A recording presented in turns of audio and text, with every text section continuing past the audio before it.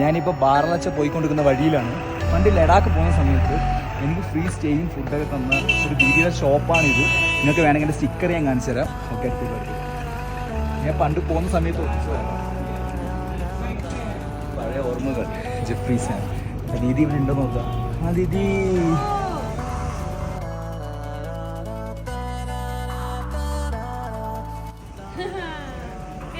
പൈസ ആള് മനസ്സിലാക്കിയില്ല.